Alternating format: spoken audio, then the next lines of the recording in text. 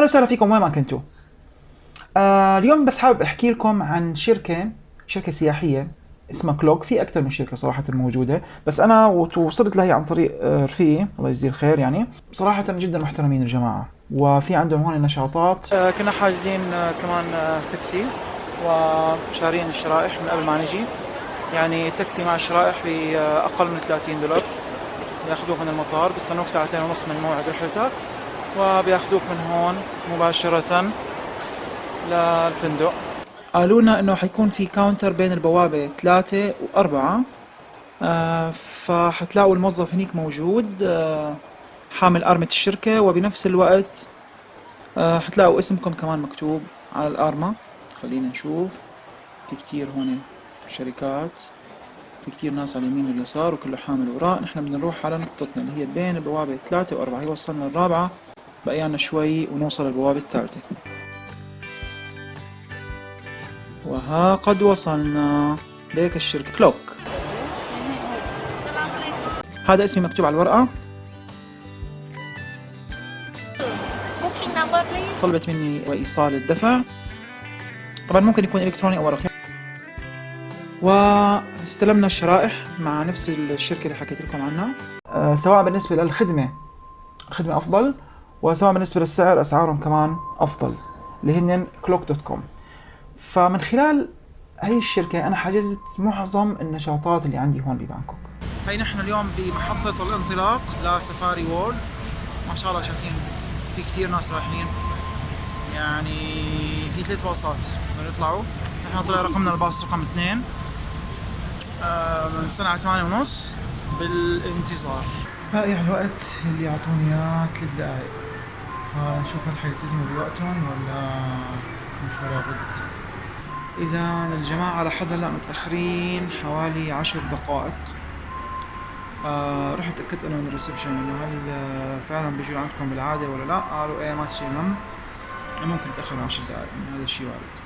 فبالانتظار 13 دقيقة بالضبط، وبعدين أخذونا بدأت الجوية. بتروح على الموقع بتكتب اسم المدينة اللي بدك إياها. هن مغطين كتير دول حول العالم، يعني ليست فقط تايلاند، هو اصلا بالاساس موقع صيني. فمن الشغلات مثلا هو موضوع التوصيل من المطار للفندق، من الفندق للمطار، النشاطات الثانيه، في كل شيء، وكل شيء مقيم، والناس مجربين قبلك وحاطين لك الصور وحاطين لك الفيدباك وحاطين لك ملاحظات، فكل شيء موجود.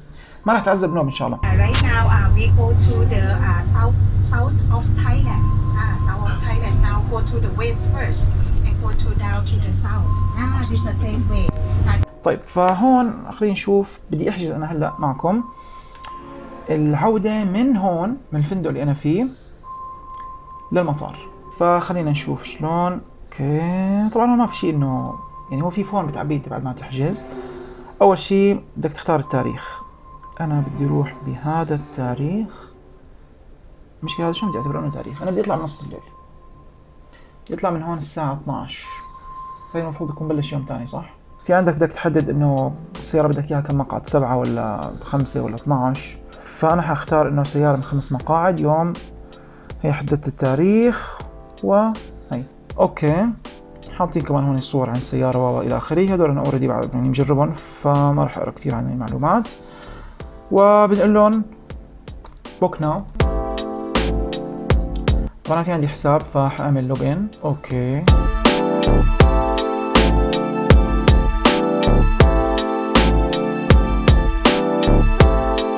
فهون دغري جاب لي النموذج مشان اعبي فيه البيانات، اللي هو هل انت بدك وصول ولا مغادرة. انا حاله لا مغادرة لو سمحت.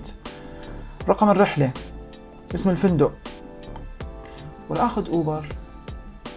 طيب انا بعد ما فكرت في الموضوع، انا ساكن قريب من المطار الداخلي، يعني ممكن ربع ساعة من هون. وعم بستخدم جراب، يعني ما راح اوقف تاكسي بالشارع وان كانت الساعة 12 بالليل. فأتوقع أنه بالنسبة لي خيار جراب أحسن. بس يعني بما أنه فتنا على الموقع وفتنا، فخليني بس أورجيكم الخيارات. بتحط إنه أنت بدك توصل ولا بدك تروح، رقم الرحلة، اسم الفندق، عنوان الفندق، أي ساعة بدهم ياخذوك من هون. طبعا إذا اخترت أنت وصول فبيقول لك إنه أي ساعة، عدد المسافرين كم واحد، وهل أنت في عندك فيزا عند الوصول ولا بتكون فيزتك معك، وبتحط هون انه اعطينا رقم مشان نتواصل معك عن طريق الواتساب او غيره. اذا في عندك ملاحظات كمان بتحطها، وبتعبي هون اسمك وبياناتك وبتقول يا رب. لكن انا بالنسبه لي صراحه غيرت رايي، راح اخذ جراب، وسيله امنه كمان، يعني مو انه هذا راح تاخذ، ممكن تطلب تاكسي نظامي بجراب او ممكن تطلب سياره عاديه، هذا الشيء بيرجع لك. لكن انا شايف انه فيني اوفر اكثر من نص المبلغ. بس انا حبيت اعطيكم فكره عن الموقع اللي كثير كثير كثير فادني صراحة. في دول ثانية بصراحة مو مخدومة كثير مثل تايلاند، مثلا مثل ماليزيا، النشاطات جدا محدودة واسعارها على الاقل ضعف الاسعار العادية. لكن بتايلاند هون الاسعار يعني بالافرج. في عندي ملاحظة انا بالنسبة للشركة اللي حجزت معهم باحد النشاطات، صار فيها معي ظرف، فتواصلت معهم قلت لهم انه انا هيك صار معي، وبدي اما انه تلغوا لي النشاط كاملا، او انه رجعوا لي او انه غيروا لي الوقت. فقالوا لي انت بقي لك على الموعد اقل من 24 ساعه، وحسب السياسه انه اقل من 24 ساعه ما فيك تلغي. فشو الحل؟ الحل انك تغير شو التواريخ اللي بدك اياها. اعطيتهم التواريخ، قالوا لي اوكي نشوف اذا متوفره، وبالفعل ما في يعني اقل من نص ساعه زمان ردوا لي انه متوفره، وخلاص غيرنا لك الحجز الى الحجز الجديد. فيعني هي من الشغلات اللي بتشجع اكثر على انه الواحد يتعامل مع هيك شركه. وبتمنى لكم اجازات سعيده، بشوفكم ان شاء الله بفيديوهات قادمه. لا تنسوا الاعجاب بالفيديو واتركوا لي تعليق برايكم. بشوفكم ان شاء الله على خير. اذا لسه مو مشتركين بالقناه لا تنسوا تشتركوا لتوصلكم الفيديوهات والمغامرات الجايه. دعمونا بلايك وشاركوا الفيديو ليستفيد منه اكبر عدد ممكن من الناس. واذا عندكم اي سؤال او استفسار عن هالبلد او عن السفر عموما اكتبوا لنا اياه بالتعليقات او تواصلوا معنا. تحياتي لكم.